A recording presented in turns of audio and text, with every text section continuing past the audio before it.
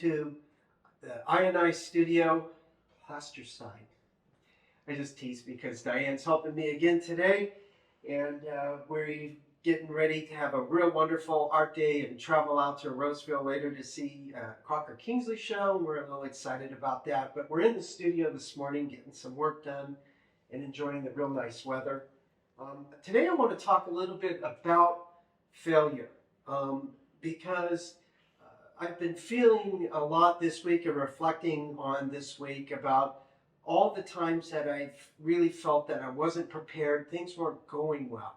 I have ideas, I'm going to try something, and I know I should do it one way, and for whatever reason I start thinking too far ahead, maybe my brain gets too fast, and I really do something that didn't turn out right. A good example is this stripe here I just did the other night. I had steeped it, and it was a white stucco type base underneath, and it had some real nice contrast, and I was trying to use a technique I had used on a previous piece, and I wasn't paying attention, and everything I did was completely backwards. And I knew it once I set it up, and I said, well, too late now, and I can always go back and change it. And so I let it steep overnight. I came in the next night, pulled it off, and sure enough, I'm looking at it, and I'm with a friend, and she's looking at it, and I said, well, it didn't quite turn out the way I thought it should, but at least it has some interest in it, and I did get some real nice markings. But the good news is as it's drying more, and I've just removed some of the tape, and this process takes, a day or 2 or 3 sometimes to dry, especially in this weather, I'm starting to see it lighten up, and I'm really starting to get a little bit more excited about that. It's moving in a direction that I think will work. And I came in, I have new ideas.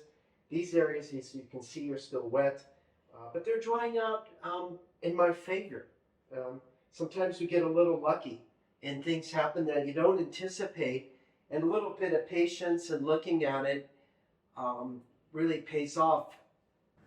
So one of the tips I'd like to pass on that I have used much to my help in progress has been, when you look at a failure, I know I have enough experience now that I can just go back and start over. I could pour another white stucco right over this as if it never happened.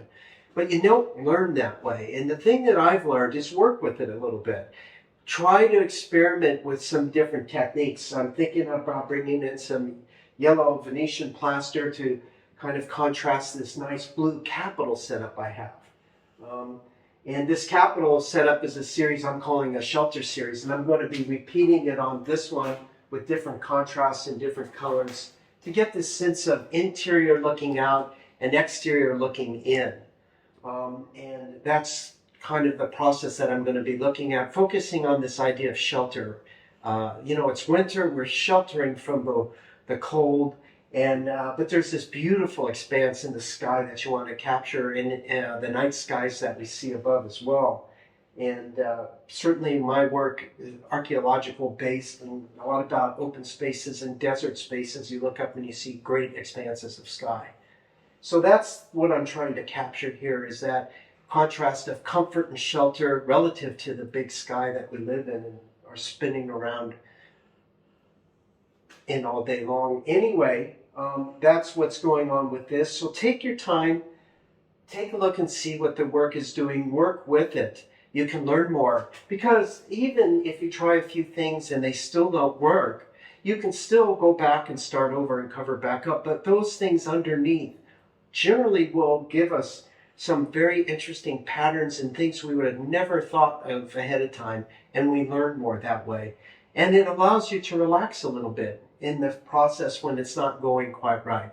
You get curious and you go, well, that didn't work, and you smile a little bit and you say, well, I guess I'm going to be experimenting here now. It's an excuse to experiment, so maybe you can look at it that way. Well, speaking of failures and working on failures, I have a few pieces over here that I had started in the plaster workshop, and I've had a lot of requests for demoing Venetian plaster. I've done a few situations here where I've done the steeping and I've done the plaster base, and these kinds of things. But this here is Venetian plaster that's been pulled over, and this one here hasn't even been started yet. So With that in mind, these pieces, I'm looking at them, and they really they have issues, and they have things that are working, things that aren't working, and maybe we could do a demo here and show you how that works. So, speaking of some other work, this is one of the pieces actually that Diane was working on, and she had a little bit of failure here.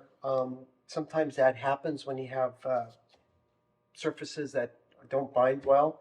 And this area here, you can see all the way down to the canvas.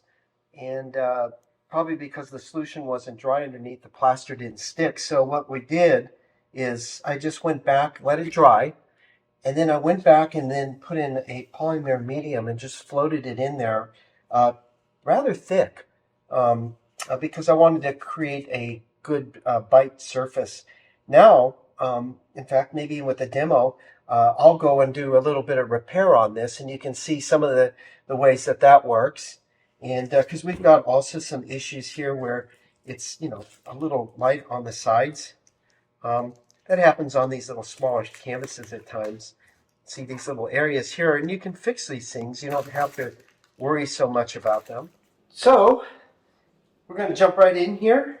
I've got this particular Venetian plaster is called window pane. It has like this green color. Really interesting, but it dries more like this or this, depending on how thick you pull it. So I'm going to just start here with some on my scraper. This tool works a little better when you're in smaller areas and you have to do a fill. So what I'll do first is just rough out a fill here.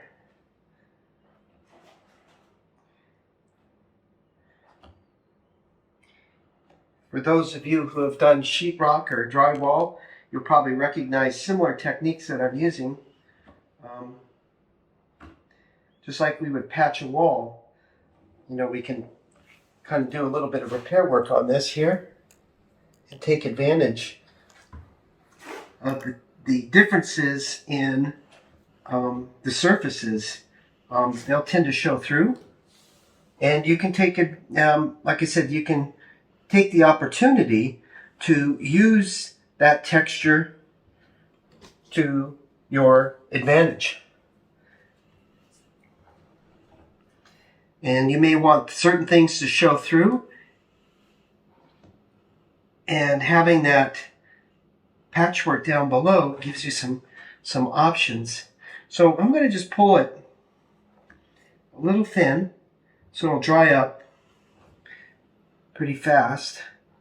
And again, I'm taking my time, and I'll show you again why. Notice that I'm leaving some of this showing through, and even where the edges from the old plaster are. The reason I want to do that is I can always do a thinner layer over it, 1 or 2 layers. It'll hold up better in the long run if I choose not to let some of these things through. But if I do choose to let them through, they're available to me, because once covered up, excavating them can be a lot harder. So I'll just take a quick pull on this, and we'll let it dry and see how it works. Diane and I were just talking, every day that you come into the studio, it's always different. Different conditions, different weather conditions, different ideas, different experiences you've had in the previous night. And you can take that and use that to your advantage. That's what gives you the variety. Putting in, it's kind of a recording, especially for me. It's a recording of what's going on in the world today, that I'm in the studio now.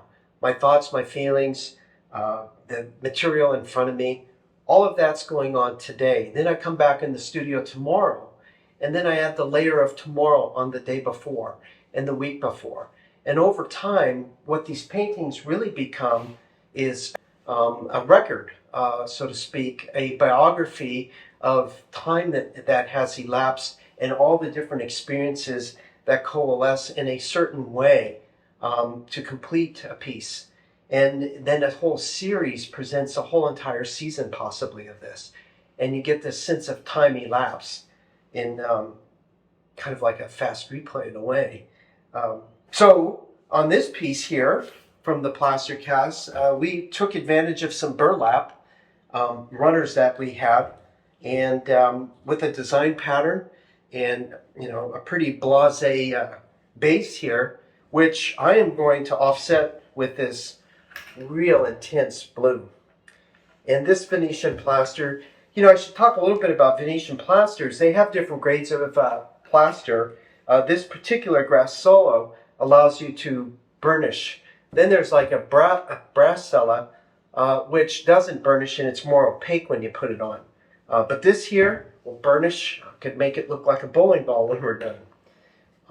But again, when I have a real rough surface, I tend to like to use these rubber scrapers because the blades, it's pretty hard on the edge of the blades, and these rubber scrapers are a lot cheaper and a lot more flexible to put on a thick surface. So I'm going to just go ahead. Now I'm going to allow a little bit of tension. I thought maybe, but looking at it, I think I'm going to just go ahead and fill it right up to this edge here. And this will be real dramatic.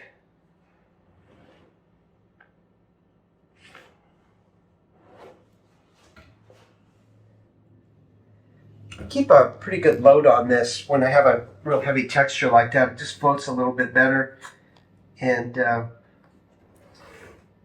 fills in some of the texture that I've laid out.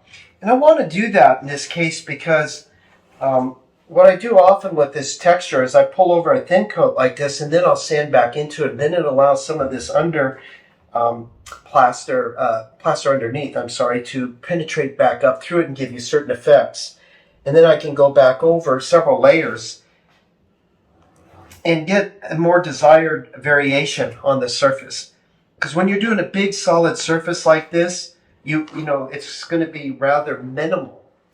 So you want variation in the surface to create the interest in a monochromatic way. And I do that with texture, because that's how I work and how I see things generally.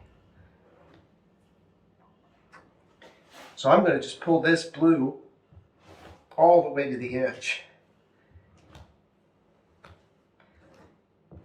And, also I could say if I wanted to, I could go back and I could, take some etching tools and I could etch back in and I could reveal that darker brown color underneath if I so desire and make carvings.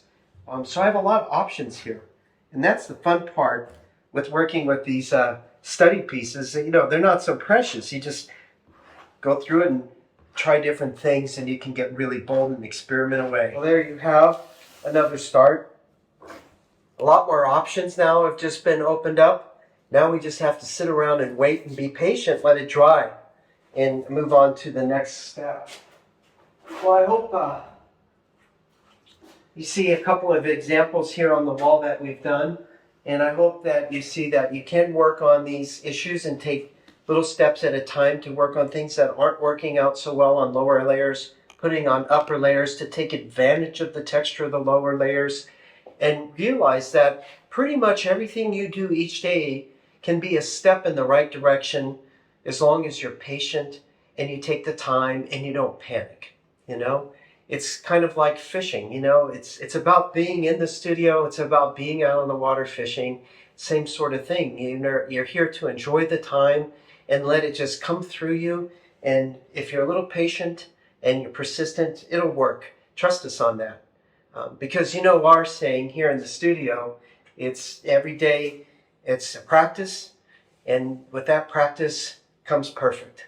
So I hope you've enjoyed these, and I can't wait to give you the next step and show you the updates on these pieces as they progress. You have a great day. Thanks for sharing your time.